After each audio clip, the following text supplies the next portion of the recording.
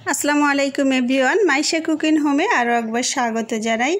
আজ আমি তৈরি করে দেখাবো টক ঝাল মিষ্টি জলপাইয়ের আচার। বাজারের জলপাই শেষ হবার আগেই চাইলে এভাবে টক ঝাল মিষ্টি জলপাইয়ের আচার দিয়ে বছর জুড়ে সংরক্ষণ করে রেখে দিতে পারো।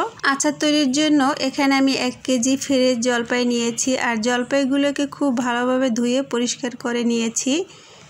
এখন একটি পাত্রের ভিতরে আমি কিছু পানি দিয়ে গরম করে নিয়েছি, তার ভিতরে আমি জলপাইগুলোকে দিয়ে সিদ্ধ করে নিব। জলপাইগুলোকে আমি 10 থেকে 15 মিনিট জাল করে নিব। আচার তৈরির জন্য আমি এখানে 5টি শুকনো মরিচ, 5 ফোড়ন আর জিরা ভেজে নিয়েছি, এগুলোকে এখন গুঁড়ো করে নিব।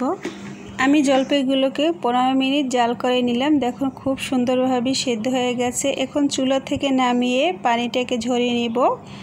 এরপর আমি জলপাইগুলোকে একটু ঠান্ডা করে নিয়ে এখন আমি হাত দিয়ে সম্পূর্ণ জলপাইগুলোকে ম্যাশ করে নিব। একটু ভালোভাবে ম্যাশ করে নিচ্ছি।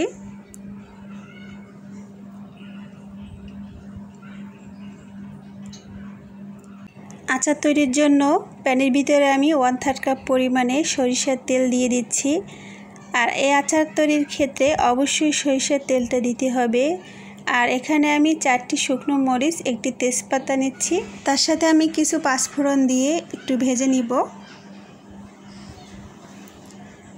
পাঁচফোড়নটা একটু ভেজে নেওয়ার পরে এখানে আমি 1 টেবিল চামচ পরিমাণে রসুন বাটা দিয়ে তারপরে রসুন বাটাটাকেও আমি 1 থেকে 2 মিনিট ভেজে নিব। একটু ভালোভাবে ভেজে নিতে হবে, তাহলে আচার থেকে খুব সুন্দর একটি ফ্লেভার আসবে। এরপর আমি 1/2 চা চামচ হলুদের গুঁড়া আর তার সাথে আমি 1/2 চা চামচ মরিচের গুঁড়া দিয়ে দিচ্ছি।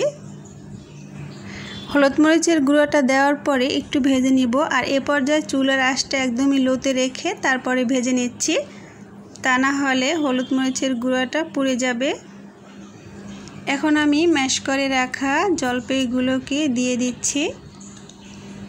আর এই আচার তৈরির ক্ষেত্রে অবশ্যই অনবরত নেড়ে চেড়ে আচারটি তৈরি করতে হবে, নাড়াচাড়া বন্ধ করা যাবে না। কাছে থেকে এই আচারটি তৈরি করে নিতে হবে, তা না হলে পাতিলের তলা থেকে লেগে যাবে আর আচারটি খেতে ভালো লাগবে না। আমি এখানে 1 কেজি জলপাইয়ের জন্য 1 কাপ পরিমাণে চিনি নিয়ে নিচ্ছি। বন্ধুরা, ঝাল আর মিষ্টিটা তোমাদের টেস্ট অনুযায়ী দিয়ে দিবে। চিনিটা আমার দেওয়া হয়ে গেলে এখন আমি জলপাইয়ের সাথে চিনিটা একটু মিক্স করে নিব।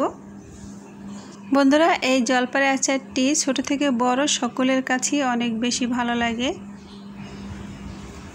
চিনিটা দেওয়ার পরে কিছুটা পানি বের হয়েছে, এতেই আচারটা তৈরি হয়ে যাবে। টেস্ট অনুযায়ী লবণ দিয়ে দিচ্ছি।